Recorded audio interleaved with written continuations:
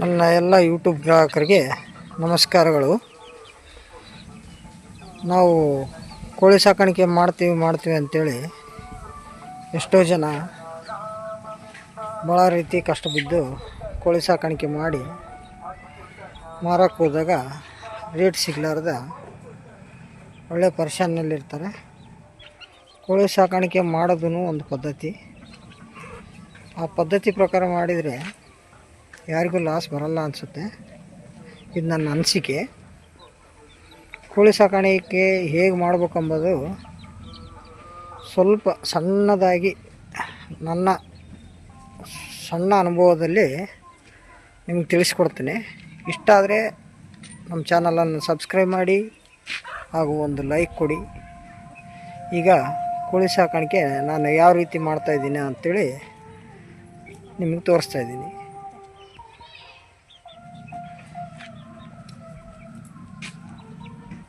ಒಂದು ನಿಮಿಷ. ನನ್ನ ಅನುಭವದ ಒಂದು ಸಣ್ಣ ಮಾತು. ದಯವಿಟ್ಟು ನಮ್ಮ ಎಲ್ಲ ಯೂಟ್ಯೂಬ್ ಗ್ರಾಹಕರಿಗೆ ನನ್ನ ಸಣ್ಣದೊಂದು ಅನುಭವ ನಿಮಗೆ ತೋರಿಸ್ತಾ ಇದ್ದೀನಿ.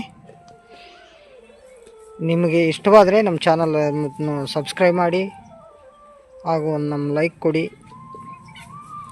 ಮುಂದಿನ ವಿಡಿಯೋಗಳಲ್ಲಿ ಕೋಳಿ ಸಾಕಾಣಿಕೆ ಮಾಡುವ ಪದ್ಧತಿ ಹೇಗೆ ಅಂತೇಳಿ ಒಂದೊಂದಾಗಿ ವಿವರಣೆ ಕೊಡಬೇಕು ಅನ್ನೋದೇ ನನ್ನ ಅನಿಸಿಕೆ. ದಯವಿಟ್ಟು ಯಾರೂ ಲಾಸ್ ಆಗದಂತೆ ಕೋಳಿ ಸಾಕಾಣಿಕೆ ಮಾಡ್ಬೋದು ಅಂತ ತೋರಿಸ್ಕೊಡ್ಬೇಕು ಅನ್ನೋದೇ ನನ್ನ ಒಂದು ಉದ್ದೇಶ. ನಾನು ಈಗ ಕೋಳಿ ಸಾಕಾಣಿಕೆ ಮಾಡಲು ಸುಮಾರು 3.5 ವರ್ಷ ಆಗಿರುತ್ತೆ. ನನ್ನ ಅನುಭವದಲ್ಲಿ ನಾನಾ ರೀತಿ ಏರುಪೇರುಗಳನ್ನು ಕಂಡಿದ್ದೀನಿ. ಆ ಏರುಪೇರು ಈಗ ಹೊಸದಾಗಿ ಯಾರಾದರೂ ಮಾಡೋರಿದ್ದರೆ ದಯವಿಟ್ಟು ಅವ್ರಿಗೆ ಬರಬಾರ್ದು ಅಂತಲೇ ಈ ವಿಡಿಯೋ ಮಾಡ್ತಾಯಿದ್ದೀನಿ. ನಿಮಗಾಗಿ ಇಷ್ಟ ಆದರೆ ನಮ್ಮ ಚಾನಲನ್ನು ಸಬ್ಸ್ಕ್ರೈಬ್ ಮಾಡಿ ಹಾಗೂ ನಮಗೊಂದು ಲೈಕ್ ಕೊಡಿ. ನಿಮ್ಮ ಲೈಕ್ನಿಂದ ನಮಗೆ ಇನ್ನೂ ವಿಡಿಯೋ ಮಾಡಲು ಒಂದು ಪ್ರೇರಣೆ ಆಗುತ್ತೆ.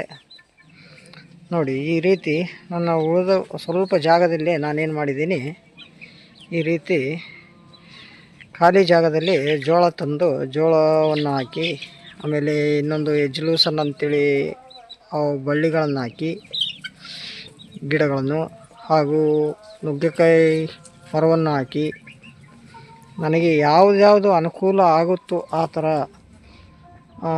ಮರಗಳನ್ನು ತಂದು, ಆಮೇಲೆ ಬೀಜಗಳನ್ನು ತಂದು ಹಾಕಿ, ಆಮೇಲೆ ಹುಲ್ಲನ್ನು ಬೆಳೆಸಿ ಮತ್ತು ನನ್ನ ಟಗರು ಸಾಕಾಣಿಕೆಯ ಇಲ್ಲಿ ಕಾಣ್ತಾ ಇದ್ದಾವಲ್ಲ ಟಗರು, ಈ ಟಗರು ಸಾಕಾಣಿಕೆಯ ಗೊಬ್ಬರವನ್ನು ನಾನು ಈ ರೀತಿಯಾಗಿ ಒಂದು ಕಡೆ ಹಾಕಿದ್ದೀನಿ. ಯಾಕಂದರೆ ಅದರಲ್ಲೂ ಅವಕ್ಕೆ ಹುಳ ಉಪ್ಪಡಿ ಸಿಗುತ್ತೆ ಅನ್ನೋ ಒಂದು ಉದ್ದೇಶಕ್ಕೋಸ್ಕರ ಒಂದು ಸೈಡ್ ಹಾಕಿ ಅದಕ್ಕೆ ಸ್ವಲ್ಪ ನೀರು ಬಿಡ್ತಾ ಇರ್ತೀನಿ. ಆಮೇಲೆ ನಾನು ಫಸ್ಟಿಗೆ ತಂದಾಗ ತಳಿಗಳು ಸರಿಗಿರಲಿಲ್ಲ. ಹಾಗಾಗಿ ನನಗೆ ಆ ಥರ ಏನು ಲಾಭ ಕಂಡಿಲ್ಲ. ತಳಿ ಚೇಂಜ್ ಮಾಡ್ಬೇಕಂತಲೇ ಈಗ ಈ ಬ್ರೀಡರ್ ಇದೆಯಲ್ಲ, ಈ ಬ್ರೀಡರ್ನ ತಳಿ ಮುಂದುವರಿಸ್ಬೇಕಂತ ಮಾಡಿದ್ದೀನಿ. ನಾನು ಈ ರೀತಿ ಇದ್ದ ಸ್ವಲ್ಪ ಜಾಗದಲ್ಲೇ ಈ ರೀತಿಯಾಗಿ ಎಲ್ಲ ನನ್ನ ಆಲೋಚನೆಗೆ ತಕ್ಕಂತೆ ನಾನು ಸ್ವಲ್ಪ ಎಲ್ಲ ಹುಲ್ಲು ಮತ್ತು ಹಲವು ಗಿಡಗಂಟೆಗಳನ್ನು ಬೆಳೆಸ್ಕೊಂಡು ಈ ರೀತಿ ಸಾಕಾಣಿಕೆ ಮಾಡ್ತಾಯಿದ್ದೀನಿ. ದಯವಿಟ್ಟು ಇಷ್ಟ ಆದರೆ ನಮ್ಮ ಚಾನಲನ್ನು ಸಬ್ಸ್ಕ್ರೈಬ್ ಮಾಡಿ. ನಮ್ಮ ಚಾನಲ್ ಎಷ್ಟು ಸಬ್ಸ್ಕ್ರೈಬ್ ಆಗುತ್ತೋ ಮುಂದಿನ ವೀಡಿಯೋಗಳು ನಾವು ಅಷ್ಟು ಜಾಸ್ತಿ ಕೊಡೋಕ್ಕೂ ನಮಗೆ ಒಂದು ಪ್ರೇರಣೆ ಆಗುತ್ತೆ.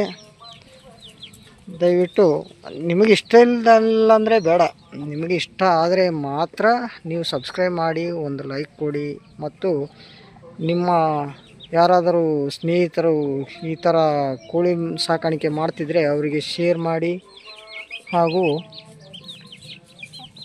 ಅವರಿಂದ ಏನಾದ್ರೂ ನಮ್ಮ ಹತ್ರ ಸಿಗುವಂಥ ಮಾಹಿತಿ ಅವರಿಗೆ ಅನುಕೂಲ ಆಗ್ಬೋದು.